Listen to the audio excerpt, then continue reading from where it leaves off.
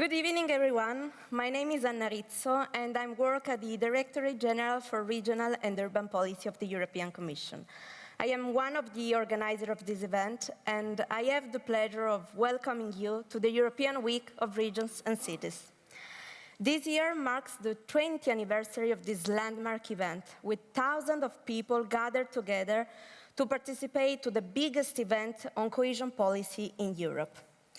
Our motto, New Challenges for Europe's Cohesion, reflects, especially nowadays, what all of you, all of us, work for every day.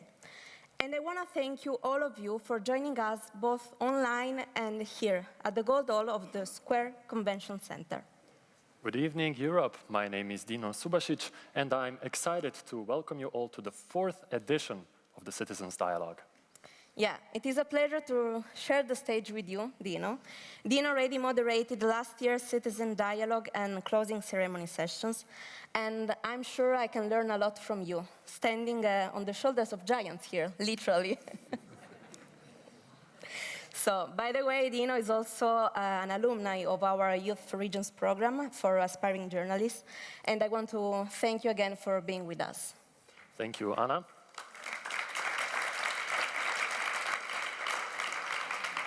I'm very happy to be back at the European Week of Regions and Cities and moderate the Citizens Dialogue with you.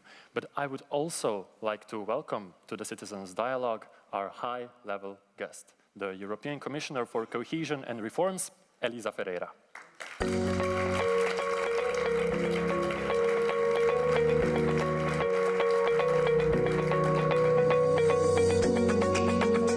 Good evening, please. Welcome to have a seat. Thank you.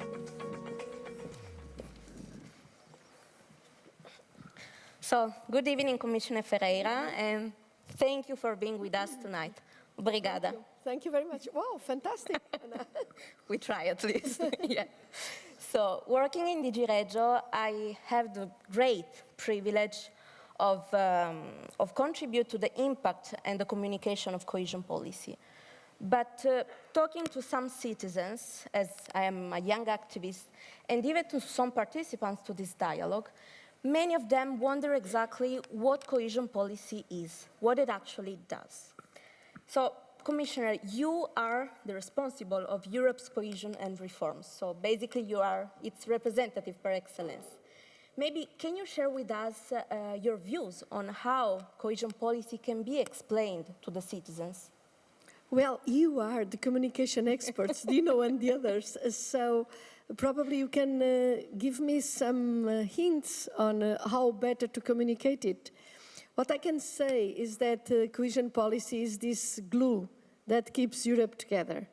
Because, I mean, it's sometimes the only policy that goes to the local citizens by supporting training, education, the improvement of the square in a small village, to take the water to an area that doesn't have it. And so, I mean, it has lots of shades, so to speak, but in fact it's an element of solidarity, and it is made with the taxpayers' money from all Europe. It represents about 1/3 of the European budget, which is quite small compared with the wealth of Europe, but it's quite important for the welfare of the whole Europe. And in fact, it supported the accelerated growth of the countries that came in. They had a level of development of 55% of the average. Now they have some of them 75, I mean, more than that. And also to help people to find new jobs, young people to get a business or to get into a professional career. And so there is a diversity of instruments, but the purpose is to keep Europe together and strong and in solidarity, and that's the purpose of it. Thank you very much for sharing your views on cohesion policy, but tonight we will have the opportunity to see how the citizens perceive the contribution of cohesion policy under 4 themes: youth empowerment, digital transition, green transition, and territorial cohesion. On this point, let me welcome our 8 special participants that will soon join us on stage. Yeah, indeed, we have quite an attractive lineup of participants this year. And for this edition, we invited both young and less young, let's say senior participants. They will discuss the 4 thematic areas of the EURegionsWeek. And the idea is to look at those topics with an intergenerational perspective. We invited interesting citizens from different networks of the European Commission, such as the Inform EU network and the Europe Direct points. But moreover, we also invited the Youth for Regions media alumni. They started covering cohesion policy mostly from their own countries. Yeah. For each of the 4 thematic areas, 2 participants will take the floor, 1 young and 1 senior, and will explain their views based on their experience on the ground. Then they will ask questions to Commissioner Ferreira.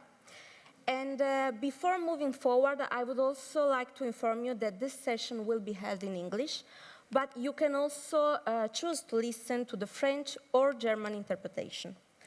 Now, let's launch this dialogue with the first topic, youth empowerment.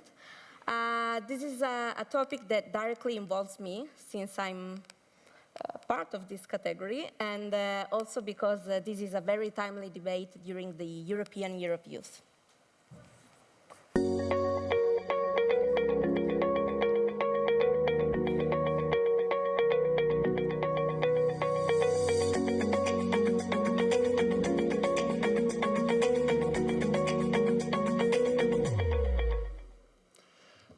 Let me welcome Antonio Bettanini and Laura Cabelca. Good evening.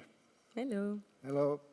Antonio comes from Italy. He was a member of the cabinet in charge for information, communication and relations with the European Parliament of the Vice President of the European Commission, Mr. Franco Frattini. And Laura, you are a Youth for Regions media program alumna. You came from Austria. Let's start with you. How do you see the topic of youth empowerment? Well, thank you. Youth empowerment is a huge term, and of course it involves a lot of different things where you can start, but most importantly for me is to keep in mind that you should give young people a voice and that they will actively influence policies and politics, because at the end of the day, they're the ones that will have to live the consequences of these policies for the longest time. I'm from Austria, but I'm actually based in Germany, Berlin, and there I feel like the focus is mainly on the transition between school or university to the professional working life, which is one important aspect of it. But I also feel like there is not too much interest or even knowledge about all of these youth empowerment policies. So I'm wondering whether the Commissioner could answer my question of how we can make this more accessible or known to the broader public. Because there are formats that are already super interesting, like dialogues with young people and politicians, but how can we open it up more? Yes, I totally agree with Laura. As you can see, I am representing the less young part of the panel. And I think that communication has to be simplified. No jargons, no obscure terms, no bureaucratic language. And having worked at the European Commission several years ago, and now with the perspective of being an Italian citizen, I must stress the point that communication has a key role. A simpler communication to be closer to people, to European people. This could be at the heart of European citizens. And most of all, if we want to combat, to counter the so-called Euroscepticism or the strong disaffection for policy. Unfortunately, we are looking all around the world, and Italy was the last example of this disaffection, unfortunately. And so we have to make a very strong effort to change. And in my opinion, the European institution could win this challenge, to do things with words. And now, dear Madam Commissioner, I would like to pose you some questions. As you perfectly know, this year, 2022, was entirely devoted to young people, and the Commission made a lot of activities and addressed many, many issues devoted to the young people. So, what can be done to ensure that this attention is not lost? And what can be done also to ensure that voices by young people is heard, still heard by policymakers? And lastly, what we can do to strengthen this important dialogue between EU institutions and the world of young people. The purpose is that this dialogue can be still alive, can continue, and can be vivid. Thank you. Well, thank you very much. This is I think I wouldn't like to answer. I want to listen to your suggestions. You are expert in communication. Laura is somehow also someone that is engaged, and it is difficult. I know, simplifying language, simplifying procedures, making things visible.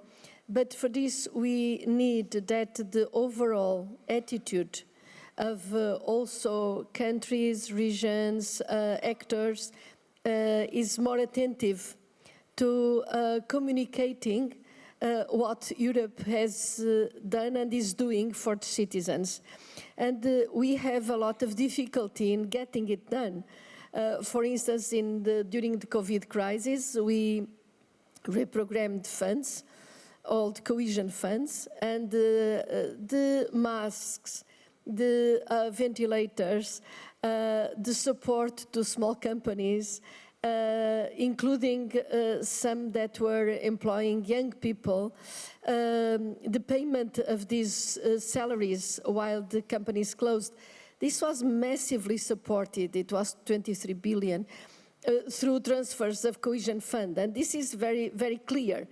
Even if we consider that the Commission, as we know, doesn't have specific competencies on health.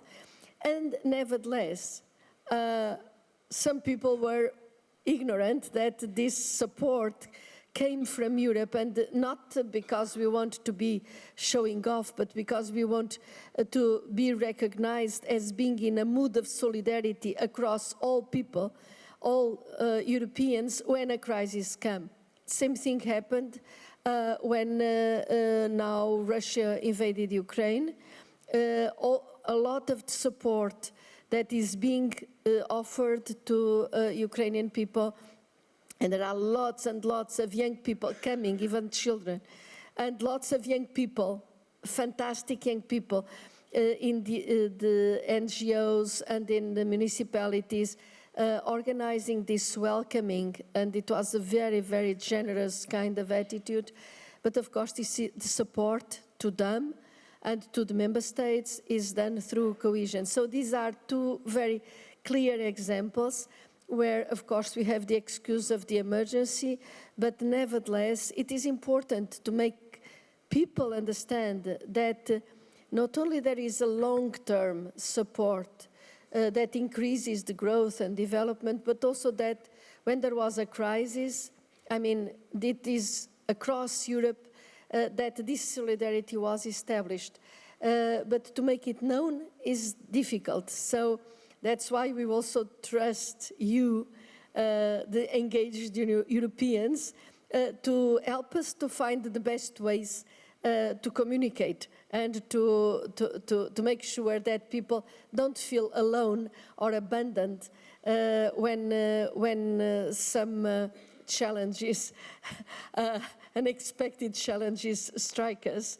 And so thank you very much for your engagement, both of you.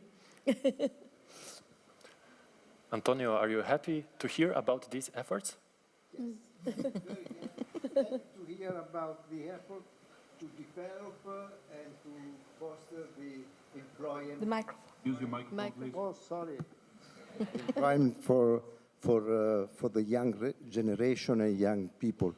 For instance, in Italy, we had a huge blind spot for over the years because, as you know, it's since few years that we reached the link between education and employment. And this demonstrates a lack of long-term strategies that unfortunately we have to focus in the transition between education and employment. But I would like to add another problem, unfortunately, my country has, which refers to demographic decline. That's a very, very bad consideration I have to do, because in my opinion, demographic decline in some way it's a sort of spy of the lack of hope in the future. Society can't think of its own future, and this is very, very, very dangerous. A third item I would like to add to this short consideration, which refers to another problem not only Italy has, which is the problem of brain drain. And I think that Laura could address this item in a deeper way, and so I give her the floor. Thank you, Antonio. Well, I think brain drain is an interesting topic, or because there are two ways to look at it, I would say. First, as a young person, let's say from a privileged perspective, mobility is a great opportunity. So a lot of young people can use Erasmus programs, for example, to go abroad, to learn about different cultures, different languages, and this can give them a competitive edge, of course, which is great. But then on the other hand, you have brain drain that comes out of a lack of opportunities, and so maybe people are moving abroad, young people in Italy, for example, even though they didn't even want to. So this is something else, and I'm wondering what your strategy is for this. And also one other layer that you could add to this is that, I mean, I already mentioned the competitiveness of the job market, and this could also further deteriorate the mental health of young people that are already suffering so much, also exacerbated through the COVID-19 pandemic. Yeah, that is, may I get in? Okay, you are the leader and leaders. But I think what you are mentioning is extremely important. On one hand, in fact, this mismatch between qualifications and job opportunities, and this is something that we are very concerned with. We are producing a study on exactly brain drain and how you can limit it, not by establishing any sort of barriers to something that is absolutely essential. It's the flexibility in the labor market and the movement of people. That is an advantage. The issue is when people move because they want to move, or when they have to move because they cannot find an appropriate job. And the development, rebalancing of development is in fact a way to open opportunities, new opportunities for namely young and qualified people to remain if they want, or to attract people from other countries that really want to go there. With the COVID crisis, we saw that this movement started in certain places, because moving into the big city is really, I mean, in theory, the opportunities for getting a job are bigger, but in reality, the costs of living there, the transport costs, the insecurity, the pollution, the stress compared with other locations, I mean, they are not an advantage at the end of the day. So now we see small towns, small villages organizing themselves and using cohesion funding to create the conditions to keep young people there. And you mentioned the aging of Europe. This is all over Europe. It's not just Italy. And of course, we have got also to think if young people, with everything we ask from them, being very qualified, being very mobile, very flexible, and after, by the end of the day, often they don't have the conditions, monetary, physically, psychologically, to have, to raise a family and to bring young people into our communities, because in fact we are asking a lot of them, too much from them. When we talk about this mismatch between education and jobs, this is an issue. We started a program, ALMA, exactly to focus on people that neither work nor study. This is really a very big problem, because it breaks the life of a young person that really gets out of the system, and then it's difficult to get them in. But on the other hand, I visited a lot of projects, namely in Ireland, very interesting, in which, of course, you have got to make an extra effort it's an expensive program, but if we have the money, it's never too expensive to get one of those youngsters out of non-life into a normal life with self-esteem, with self-respect, and with a new prospect for the future. And the cases of success that we have seen are absolutely extraordinary. And that is another example of this kind of support, of help, of bringing these people back in their communities and in their self-esteem. I think that is probably the most important thing we should look at.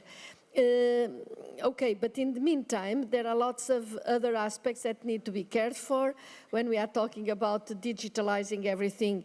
Let's see if everybody has the conditions to benefit from that, or if they are excluded, because in the rural areas, for instance, it's very common that people that are less young, namely, that they don't have the qualification or the capacity to adapt to a digital world. So when we put everything, all the services on a digital base, can they really adapt to it? So we have got to look at carefully of what is happening in each space and try to adjust the policies to the different situations that we are facing. But I think the topics you raised, thank you for it, because they were really very interesting. Thank you. Thank you, Commissioner, and thank you, Antonio and Laura.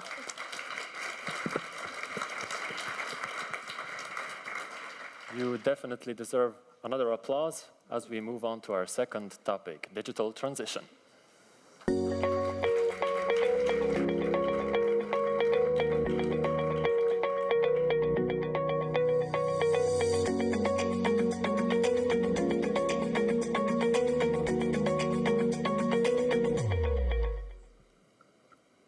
So, I'm back with you to talk about digital transition, and I would like to welcome Clémence, our alumna from the Youth for Region program from France, and Jiri, our senior citizen from Czech Republic with a background experience in cohesion policy.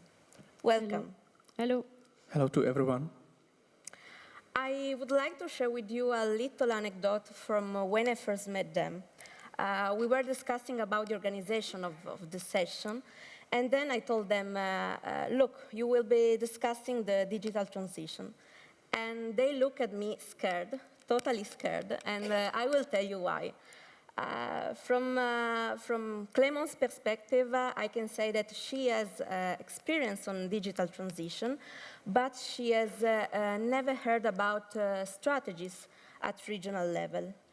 Then we have Jiri. Jiri has experience on cohesion policy, but he has never seen some digital transition projects with a real impact in his territory. So let's find out with them something more. Please. Yes, you told it very well. I worked as a tech journalist, so I'm probably one of the closest to our topic today of digital transition. While working as a tech journalist, I actually had the opportunity to cover a lot of the EU digital strategy, such as the DSA, Digital Service Act, the DMA, Digital Market Act, as well as the artificial intelligence legislation at the European level. Yet I feel very confused because, as Anna told, I'm not aware of the translation of these policies at the very local and the very rural level. And I would like also maybe to ask you about the potential benefits of the small regions and small cities concerning these policies that the EU is developing.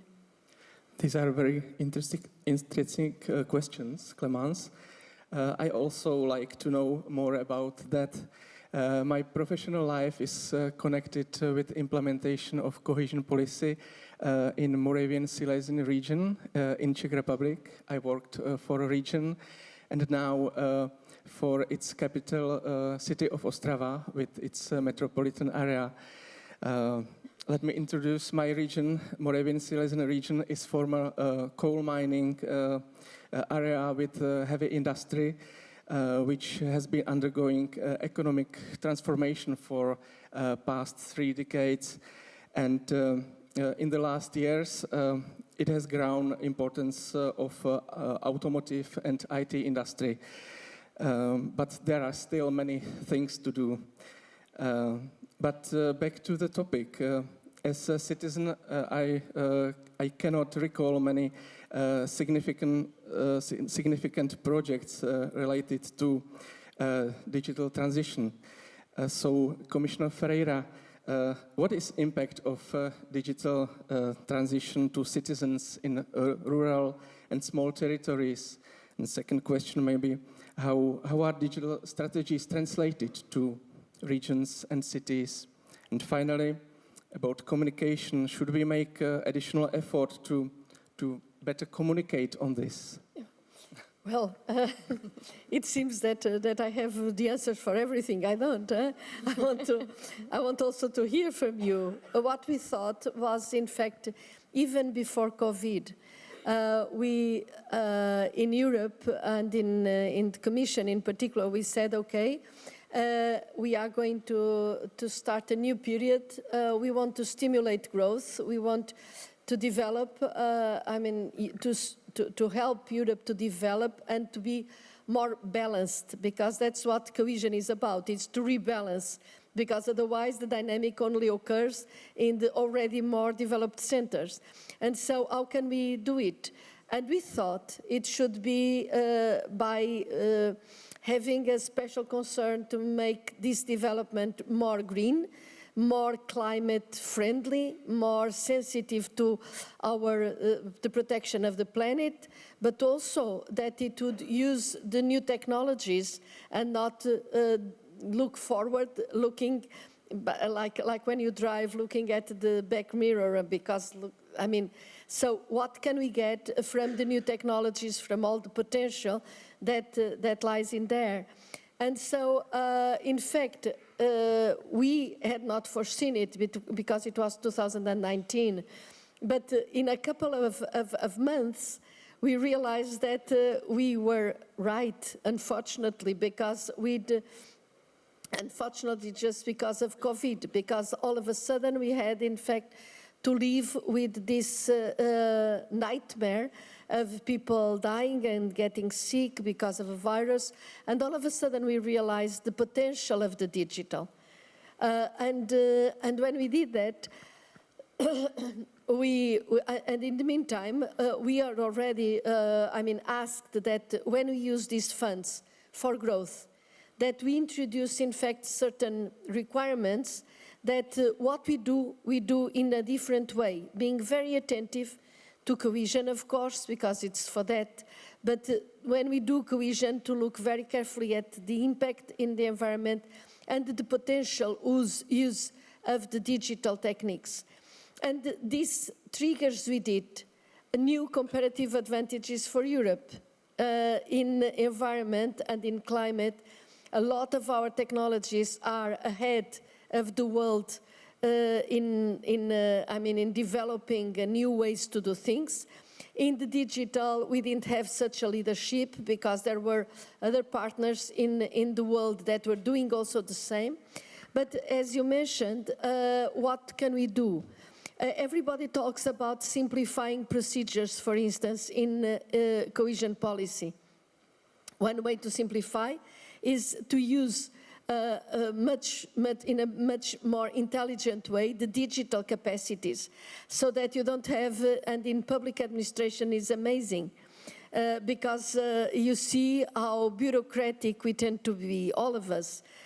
Some are better, some are worse, but there is too much bureaucracy. And it is absolutely essential that after the COVID experience, that we expand on that, and that we see that we don't have to move around for everything that we do. We didn't move during COVID, and all of a sudden we realized that we could have a webinar all over, with a lot of people. I had meetings with all the ministers, cohesion ministers of Europe, and each person didn't have to take a flight to come here and to pollute and to contribute to the CO2 drama that we are facing with. And for smaller regions, for faraway regions, for rural regions, having this connectivity is a way to be not so far away. It's a way to attract, and I was already referring this in a transition from the previous panel into this one.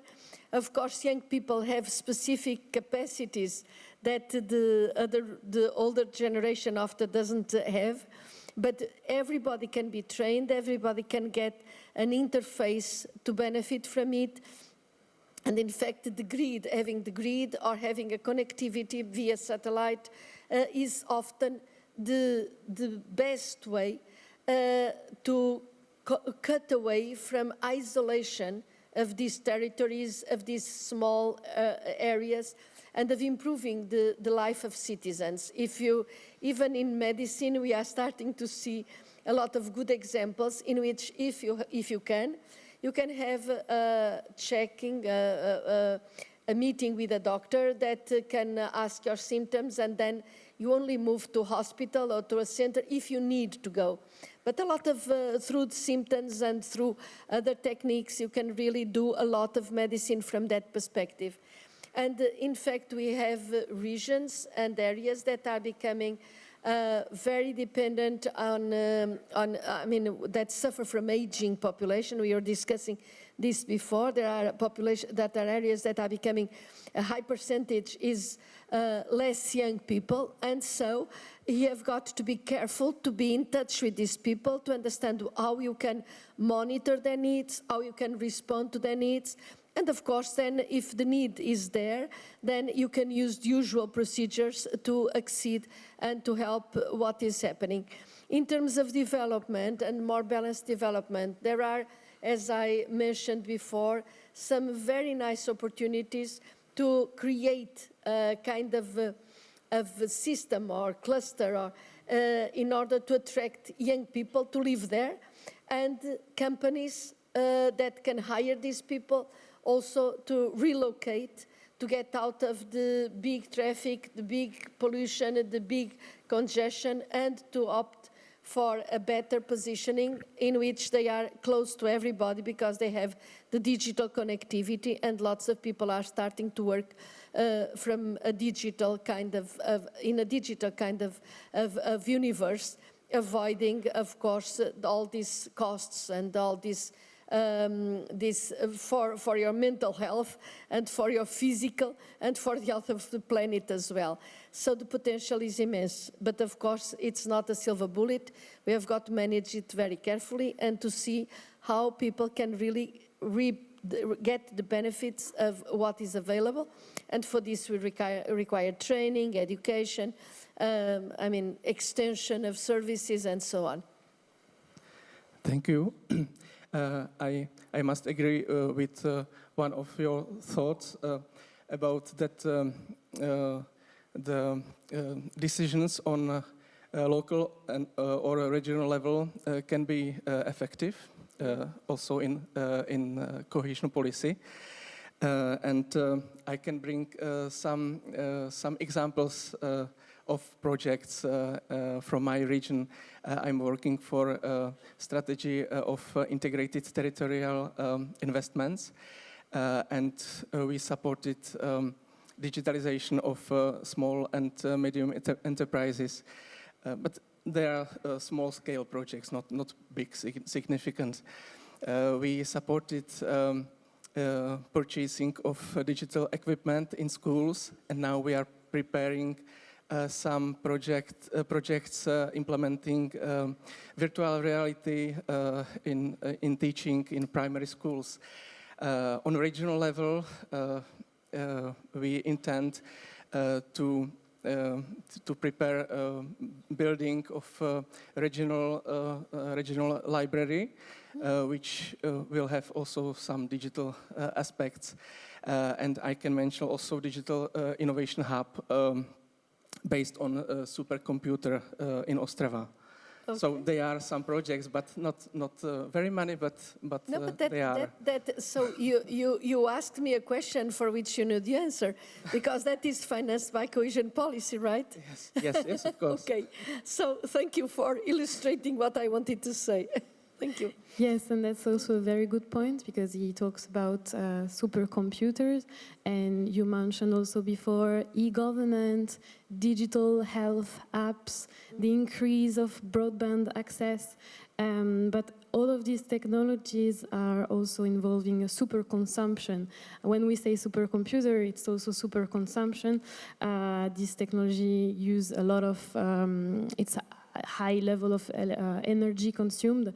It's highly carbon intensive, and the ICT sector, you talked very well about the environmental aspect of the ICT sector, the information and communication technologies. It's from 5 to 9% of the global use of electricity, of course you know it, and it's more or less 3% of the global greenhouse emission. So I'm really wondering that if we have to talk about digital strategies and digitalization, we must mention as well these facts, the electronic waste as well, management, that is very important. Progress is rapid, demand follows it. Demand is as well rapid for new equipments, new components, phones, computers. It's all increasing, but the recycling and the management of it is not following in the speed.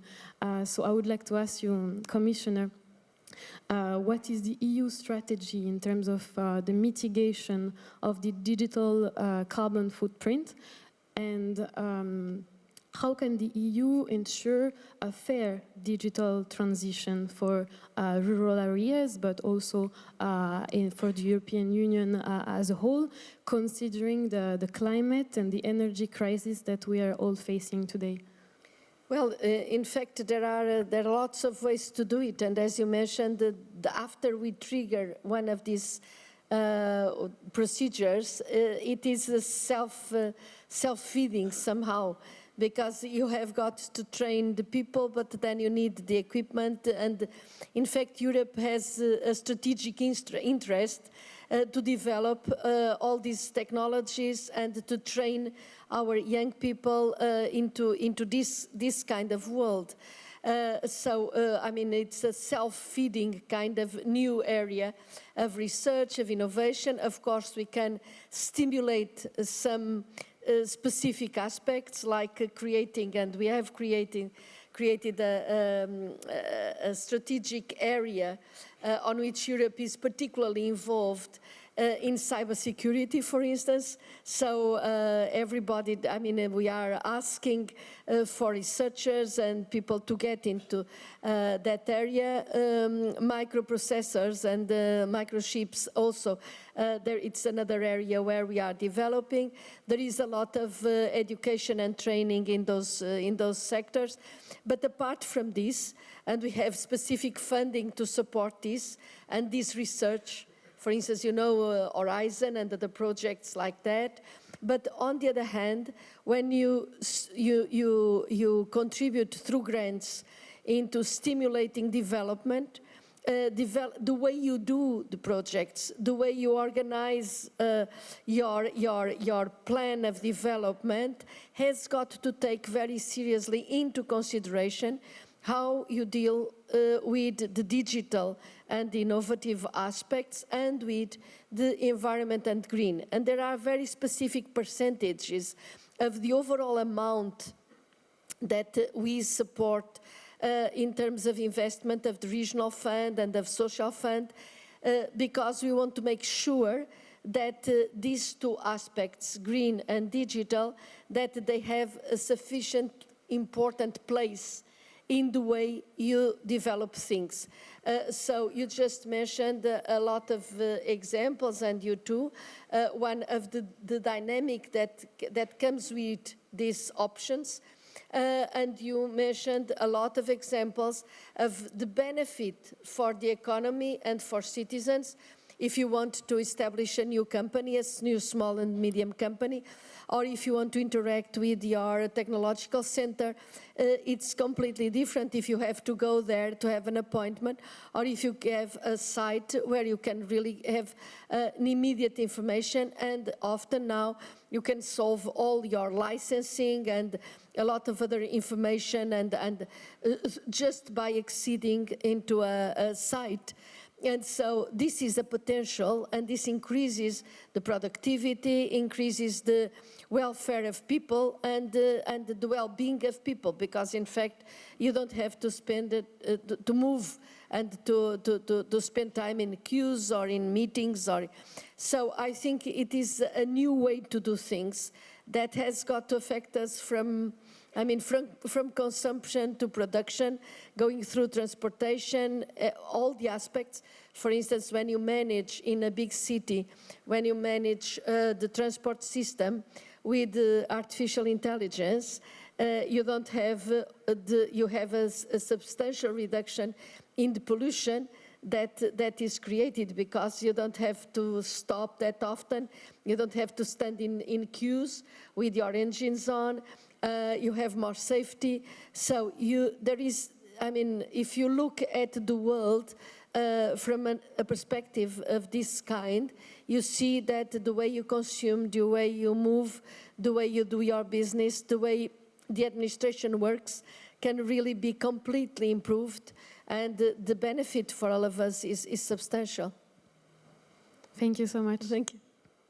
Thank you, Commissioner Ferreira, and thank you, Clémence and Jirik, for sharing your experience with us. So we saw that cohesion policy is already contributing indeed to the digital transition, of course, but there is room for improvement, especially when it comes to the communication of it. Yeah. So thank you again, and let's now move on to the next topic. Having discussed the digital transition, we cannot do without talking about its twin, the green transition.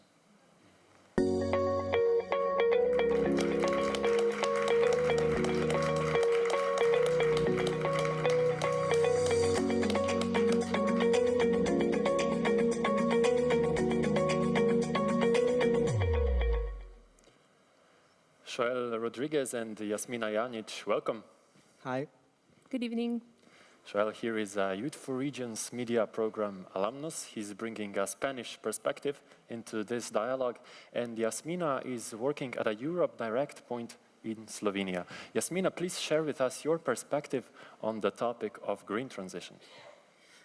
Thank you. What I would like to maybe express is that I come from a small region, mining region, which is basically represented by working class people and the descendants of those who work in the glass factory and in the chemical factory.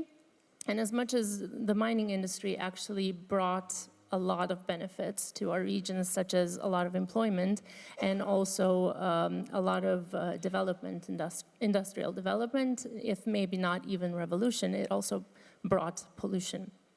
And through this, our region actually started working on basically some sort of transition already in the past, but the first issue actually appeared that when the mines closed down, there was a lot of unemployment, and greener employments or jobs were actually promised, but they were not delivered. So that was one of the issues.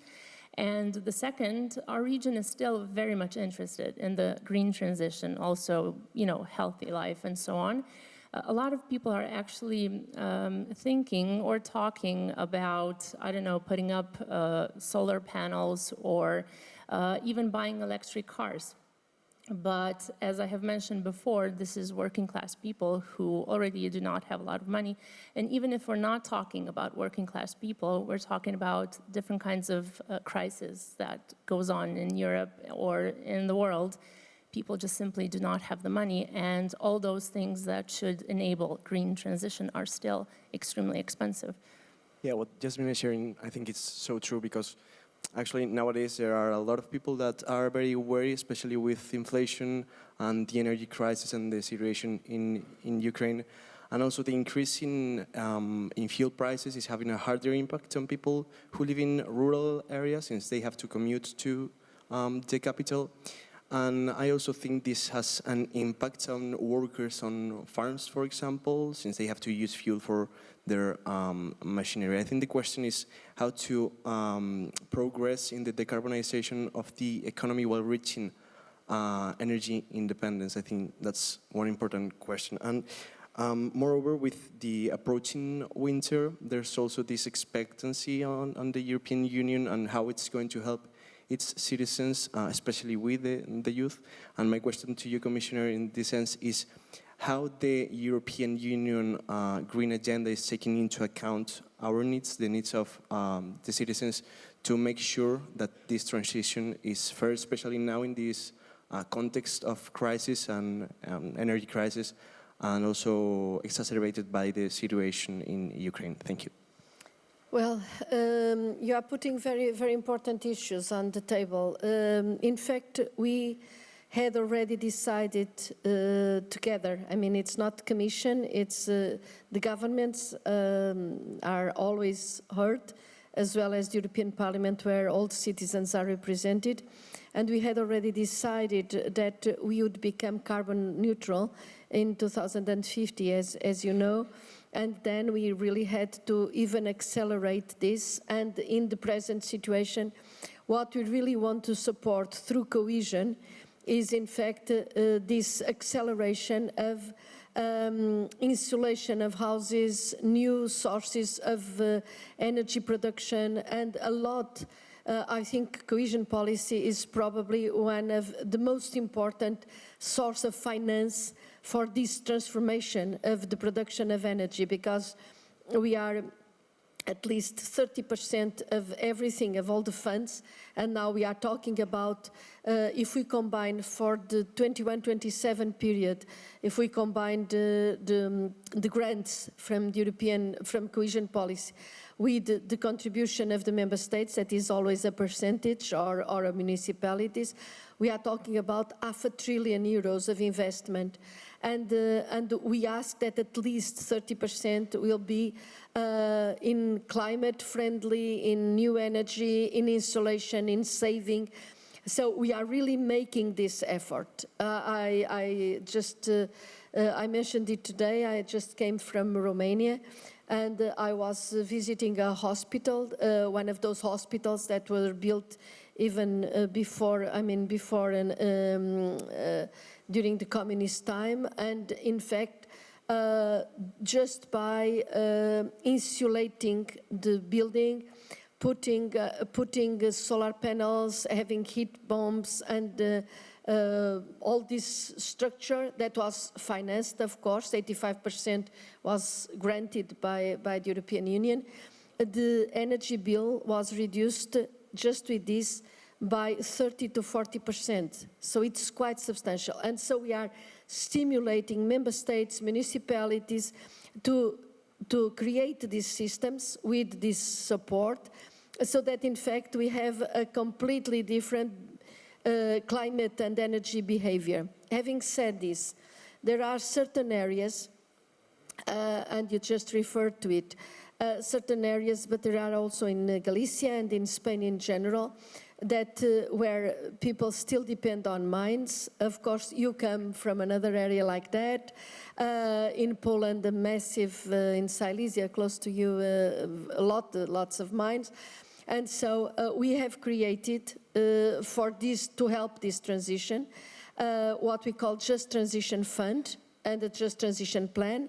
What we want to support, and this is specific, there are about all the countries have an area like this, and what we support is the creation of new jobs, the support to new initiatives, as you were mentioning, the skilling and the reskilling of workers that leave the mines, and to attract new industries, new areas, new businesses for those areas. I mean, some countries have managed already to develop a lot. We have areas across Europe that were really dependent on mines. They are, for instance, investing now, and they have attracted companies for solar panels. Others are doing flowers, because when the mines are surface mines, they are doing lavanda and essential oils and developing new technologies with universities. But others are still trying to find their way out and to see what they can attract for this area or create in those areas. The support also covers rearranging the territory, like if you need to organize a road or squares, or not really to cover for the polluter pays principle, so the responsible people still have to recover the area. But anyway, I mean, creating a new environment and creating new conditions for these people. So we have also a Just Transition platform, and it may interest you, both of you, that there is a special line of support from DG Regio that is called Teen for Green, and people until 24 years of age, if you want to start a small business or to do a green experiment or to create a green initiative in an area of the Just Transition Fund, you can benefit from a support up to 10,000 euros, which is not a big thing, but it can help to start a business as experiment. And I think if you have got again to look into the internet, but check it. And because now there is a call that will end in the 3rd of November, if I'm not mistaken, so you can really benefit from it. I mean, you can also benefit from a lot of other things. There is this new European Bauhaus. Every year we have it. Also there we have, and here I go again to the first panel, but I think it's an answer to their specific question. If young people up to 30 years of age, if they have a good idea of how to change the environment where they live, with it can be social housing or affordable housing. It can be a square. It can be an historical monument. And if they have a good idea how to change it in terms of making it more sustainable, environmentally inclusive and beautiful, there is. Every year we organize also a competition, and the prizes are quite interesting. I think it's 15,000 euros for young ideas, and then we have a big meeting here in Brussels, and you are supported also in becoming more, your project being known.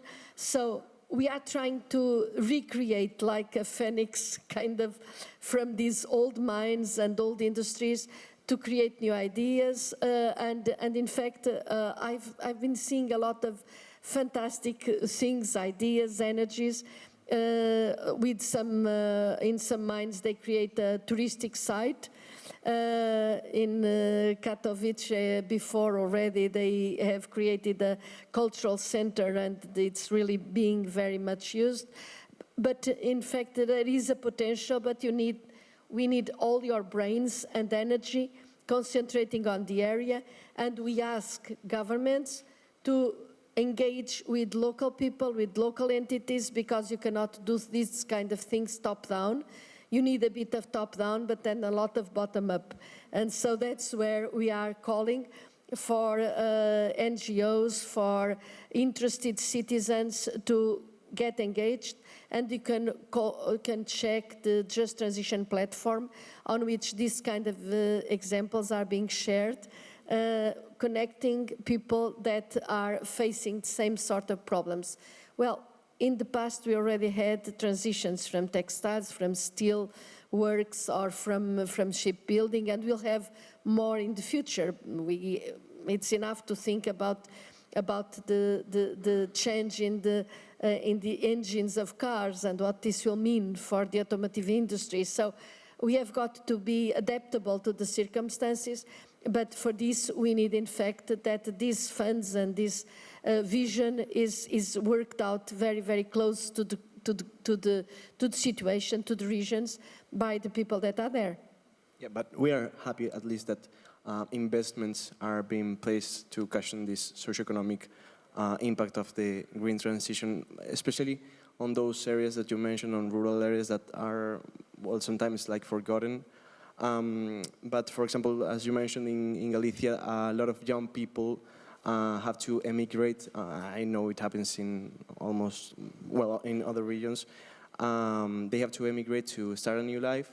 And I found myself happy because I got to study where I was born, and I actually started like this small business selling and producing natural honey in Galicia. And I would like for young people that could do this as well, I mean in their own regions. I think that is the future.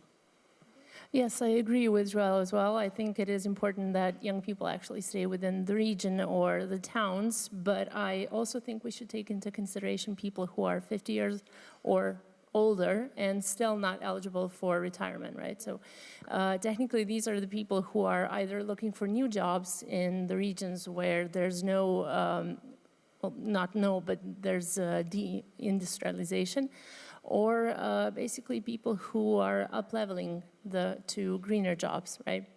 So when doing this policies and actually talking within these dialogues, I think it is really important that we take into consideration all the generations, right?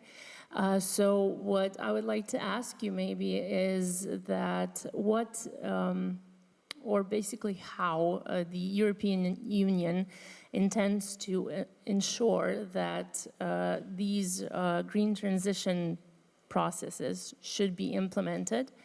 And I'm not only talking about countries and companies and so on, but also by individuals, and that they don't just do it, but actually believe in what they're doing, and that they're actually doing something for their future and the future of all those to come. Yeah, I think I agree with you when you say that you have got to have an answer or to help people to find their own answer in all ages. And I just arrived from Romania, where I saw in one of those mines such an interesting project, because it was Planet Patrilla. And Planet Patrilla was, you had these previous miners, people of 60 years of age, or I don't know, and they became touristic guides. And so they were kind of explaining us how life was in the mines. We were trying to move, I mean, the amount of the equivalent to the amount of coal that they used to have to move from and to extract. And in fact, everybody was testing, and we could not even hold the thing. So it was really, I mean, and they were telling us so many stories in such an interesting way that everybody was really, I mean, but this is specific cases. In other cases, you have got to find, probably if you have small business, if you can create a multitude of small businesses, if you can establish schools and prepare people to help in those schools. I mean, you can do a lot of things, but there is no horizontal solution. What we create are the means for that. And it is very important that you retain, and I'm very glad to listen to you, because this energy, this capacity to do things, and some of the empty spaces, all of a sudden, they become absolutely amazing in potential. Now you studied or study in Santiago de Compostela, I think. So Santiago de Compostela is a massive hub, and all of a sudden you see pilgrimages, like in the Middle Ages, going to Santiago de Compostela, and a lot of small businesses starting around it. So, I mean, all these things are really an inspiration. But of course, I'm not saying that it is easy. But let's note that this is not only a consequence of our common decision to become more climate friendly, because in most of your situations, the closing of mines had started before, because the business is no more profitable. So there is no point in trying to protect ourselves, doing something that, because either the cost of coal, of extracting the coal is too high for it to be competitive, and I mean, generally speaking, it's not a profitable business, as textiles were not, as steelworks in Galicia were not, I mean, in the past.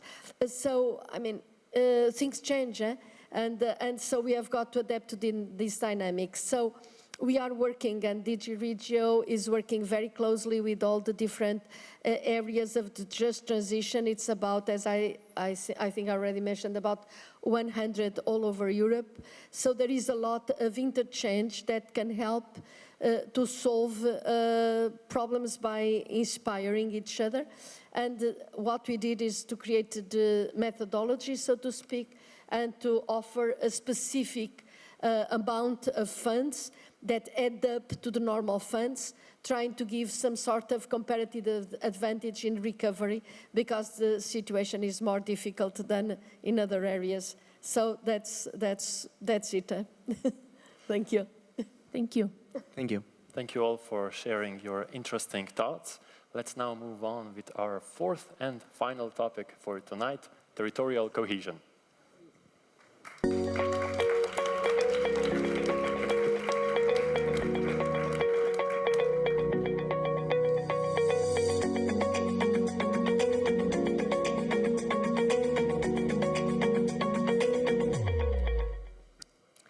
So, welcome Fons, our young ambassador for the Climate Pact from the Netherlands, and Stipe from Europe Direct in Croatia. Good evening, for inviting us and also broadcasting this online to my family back home. Good evening, and thank you for having us. So we started this dialogue asking what territorial cohesion is at the very beginning. And I remember, Fons, this was exactly your question during the first meeting. He raised his hand and he told me, I'm sorry, but I cannot grasp the meaning of territorial cohesion. So we listened to Commissioner reflection about this topic at the very beginning of this session. And now it's the time to see what you, the citizens, think about it. Please. Okay, so I will start first, since I'm the senior one. For those of you wondering who is the senior one. So I can share my perception of what cohesion policy is, since I'm coming from Croatia. As you already know, Croatia is the newest member of the European Union family. It joined the European Union back in 2013, so the next year we will have a 10-year anniversary. During this 10-year period time, a lot of things happened and changed in Croatia. Not only in the terms of infrastructure development, but Croatia has increasingly developed in the terms of economy. And I can say that we can feel and actually see the effects of the cohesion policy on a local level. And I can say that almost everything good that happened in my city happened with the European Union funds. For example, yeah, thanks. For example, all 3 city fortresses that were in the city are renovated with the European Union funds. Also, the new city square that we are so proud of was also financed by the European Union. And this also influenced the perception of the general public. When you compare it now, how it was 10 years ago, people were generally concerned about the European Union membership and what it will bring to us. But nowadays, when we have workshops with the citizens, they feel grateful and thankful to be part of the European Union family because it enables so many great things to happen to us, you know. Great. Thanks, Stipe. And I can agree with you because when my parents were married for 25 years, we were spending our holidays in Croatia on the cities with the coastlines, and we were very positively surprised how well the road infrastructure is. When it's about trains, it's unfortunately still a different story, and we need to work on that. But also this year, I went to Tirana, the European Youth Capital of Albania. I hope that they soon also enter the accession talks in order to improve, because that country is also really in transition, and I really see the spirit of the next generation of Europeans. But when I saw the streets of Tirana, I saw the old buses of my Dutch province, Friesland, just driving by. Very old buses, very polluting in the capital of a European country. Myself, I come from a rural area in the province of Limburg in the Netherlands, which is next to the German and Belgian border. And I really like living there after 2 years. I studied for 7 years at the University of Wageningen on life sciences and biotechnology. But due to the housing crisis and the COVID crisis at the same time, I could not live in a small room, but I had to move house to my parents, which was a bit strange because I wanted to make this next step, maybe having an international career. But when I lived back home, I suddenly realized to reappreciate my own province. It is difficult sometimes because it is a long stretch province. But I really see there is much potential, and that normally people like me would leave the province, but now actually I want to do something back for it. So now I work for the European Climate Pact, but also once a month I just help young people to help insulating houses because we've got major labor shortages for the energy crisis. Looking back with my friends and family, I really see that my university made me a different person when I came back in my rural town. I enjoyed really a lot on the social ladder of the European Union, and I see that my friends, even though they live in border regions, don't see it. They only see the local community as their strength, but they don't see people with an EU connection except for me. And that's a pity, because municipalities, schools could also offer that, but because most of them are in applied sciences or in vocational schools, they don't see the magic what the EU can bring. And that's a pity, because those people are really skeptical, not only to the Netherlands, Dutch government. We see huge farmer protests that really are worrying me, because what happened, for instance, in Czech Republic with the financial difficulties, we can also see that it would unleash even more anger in the Dutch rural areas. And I think, with cohesion, we need to tackle that. And people need to help to provide more contact points to those citizens, because their worries are true. It's just that the answers are sometimes, in my opinion, wrong, how we should deal with it. So, to come to my question, when we see that now with Putin's war, we see that the political focus is shifting to Eastern Europe, and that we need to take care of the harsh times that we're now going through, especially with houses that are bad insulated. My province has the least good insulated houses. So I was wondering, how can we make sure that cohesion policy not only diminishes the inequalities between regions in a country, but also among countries? And how can we strengthen solidarity? Because if we are not in solidarity with Europe, it's really difficult to win Putin's hard war, and Europe really needs to win Putin's war. Yeah. Well, thank you very much. Yeah, very well. And very timely, this comment after the events that happened yesterday, the unfortunate events, and are still happening today. And in fact, I think we have got to be united. That is the answer. And for us to be united, we have got to have the mechanisms to rebalance our opportunities inside this community. And that's exactly what you mentioned, that these people, that really, are closed in their lives and they don't realize unless they have a problem, and when they have a problem, they benefit. But then it's important that they recognize that in the moments of crisis, they were helped. And I think what you mentioned about Croatia is very relevant, because both within countries and across countries, and Croatia is a very good example, because Croatia is really going much faster than before, and with a better quality of life. And I just was there, 2 weeks ago or so, and I could see how the economy was performing, and with the positive prospects of joining the Eurozone and joining Schengen and all this. And in fact, also, that I couldn't see, but in fact, also when there were the earthquakes, there was about 1 billion of support from the Solidarity Fund. And this is another way to support, to be there when you are needed, the same way that Central of Europe was supported when there were the floods. So in fact, it's really being there when we are needed that shows the importance of our solidarity philosophy, because this is a philosophy.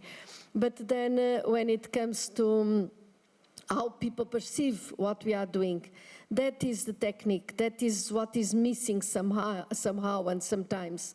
And because we have some studies in DG Regio, and one of them is the correlation between the anti-European feeling, which is a bit strange to explain, but the fact that in certain regions, and I go back to the panel, in certain regions, people, because we don't have a vision for those regions, the region becomes stagnant for 20 years or for 15 years, or it starts declining very slowly.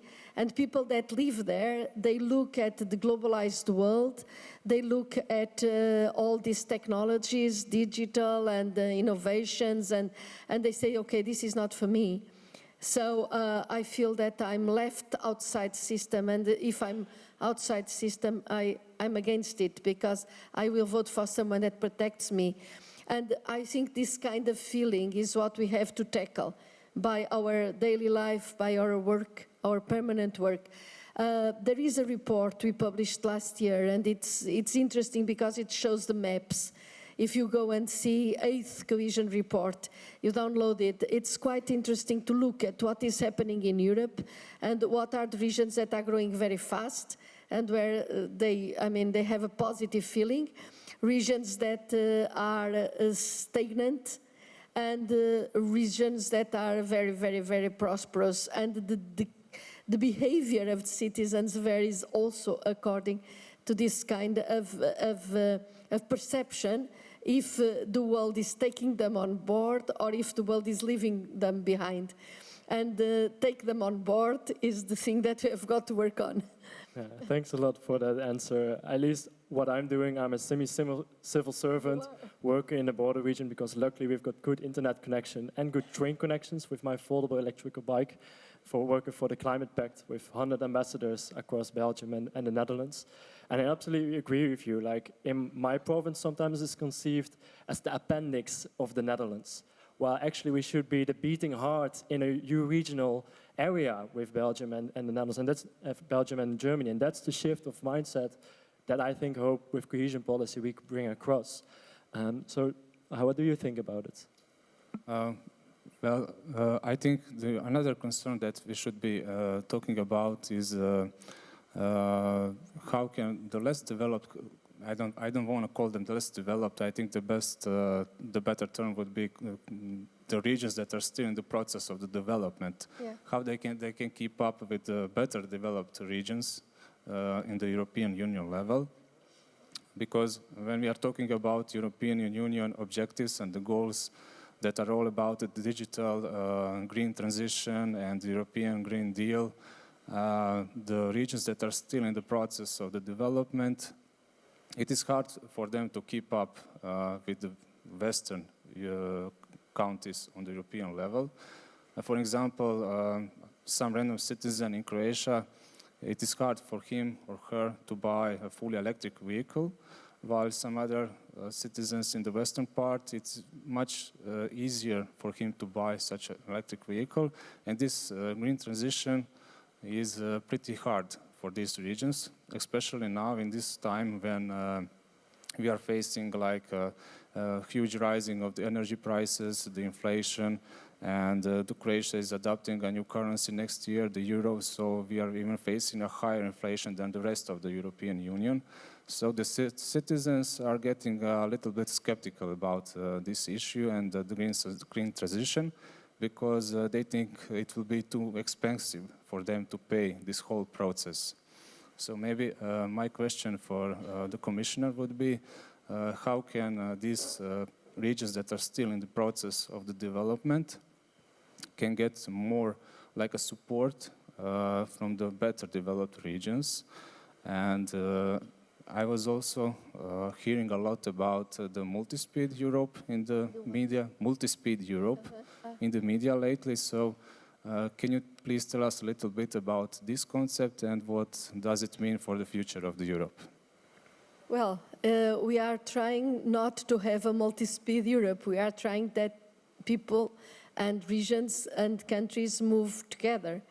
That's the purpose. That's purpose. So when you talk about how you can go on growing, it is true that the weakest regions, they need so many infrastructures, so many investment, and then when the investment comes, all of a sudden they start really growing, because you have an inflow of investment to build roads, to do the sewage, to create, to supply water.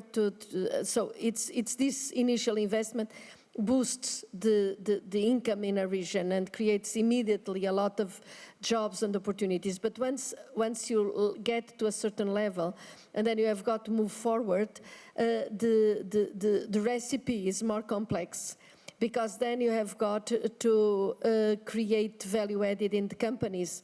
You were saying about cars, buying cars, but we don't support the income. We support not directly. We support the companies that then should pay more and more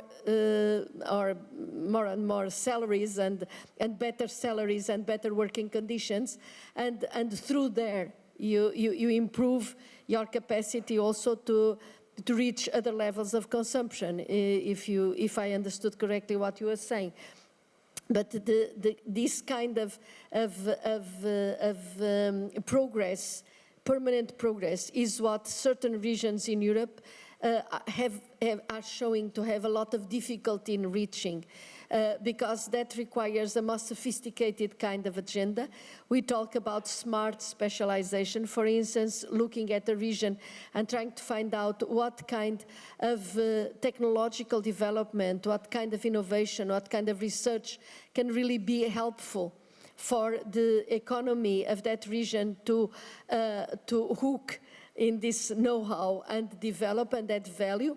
And the quality of the institutions, for instance, is very important for that path to be followed.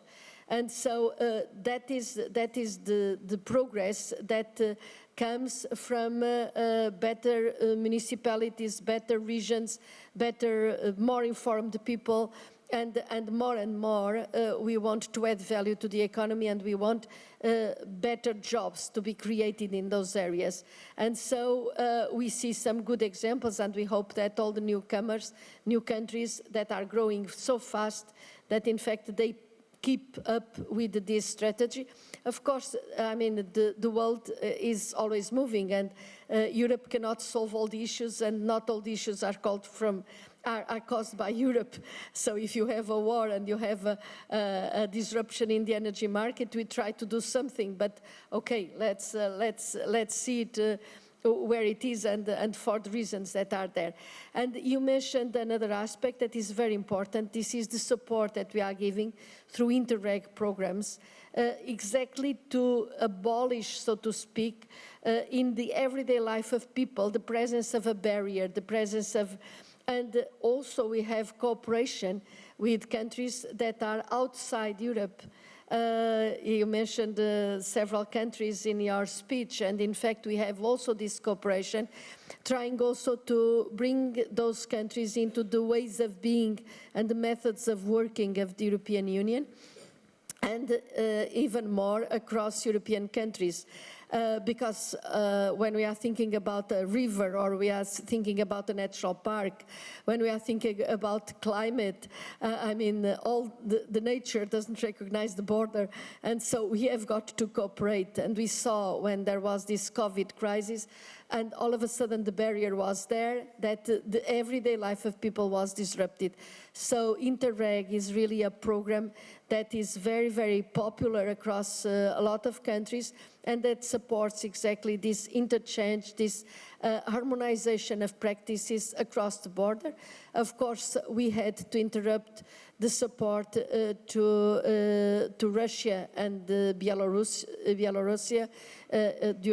due to the war, but nevertheless, all these regions, border regions, have to be supported because often they are just the leftover of the scars that were created in the past, but the people on one side and on the other side often just are the same community, and they want to, I mean, to work together, and we have got to foster this, and we are doing this. This is the Interreg programs, and they have different shapes all across Europe, but they are very, very successful because they go into the local business and local cooperation. Thank you.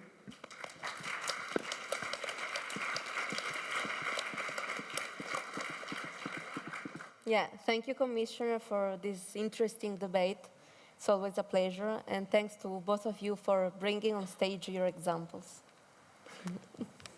This has brought us to the end of this year's Citizens Dialogue with you, Commissioner Ferreira. It has been a pleasure to have you, as always. Yeah, Commissioner Ferreira, we had the opportunity to look at the main challenges of cohesion policy through the lens of the youngest and the most senior. So what has touched you the most? The variety of experiences that was shared, and the real life kind of component that all these friends brought in the dialogue. I think we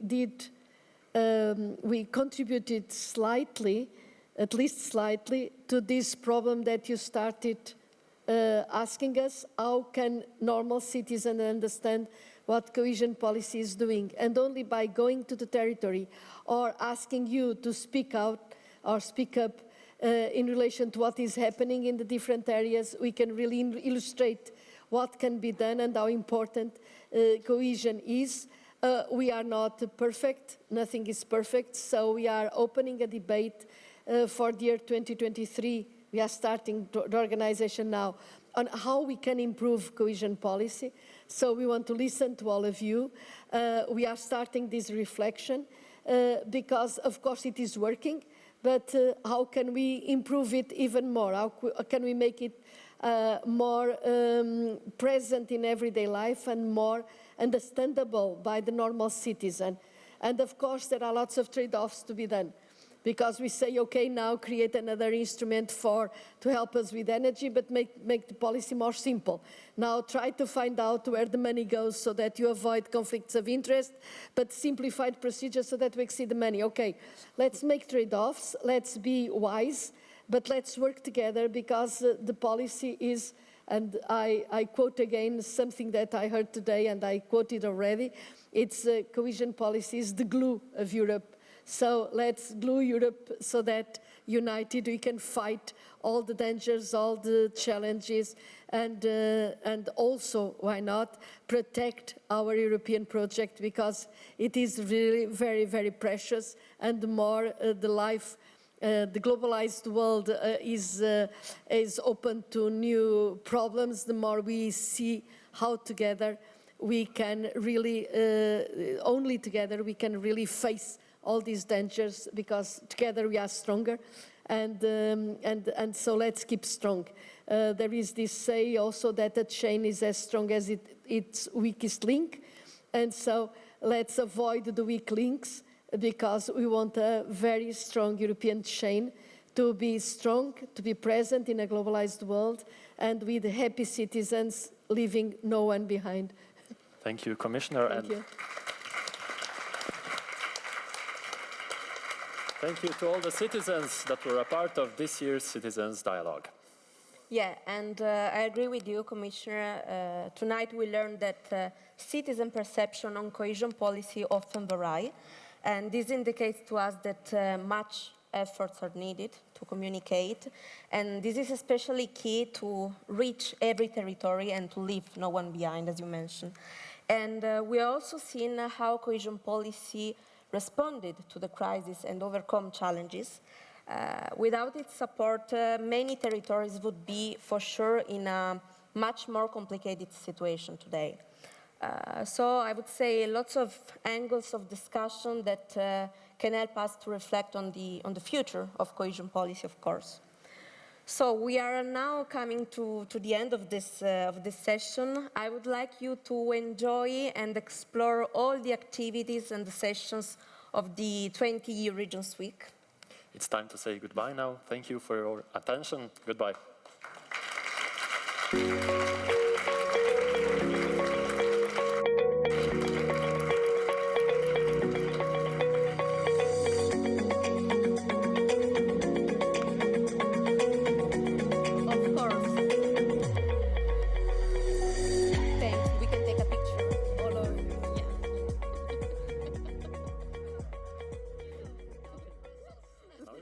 Maribor, Brussels.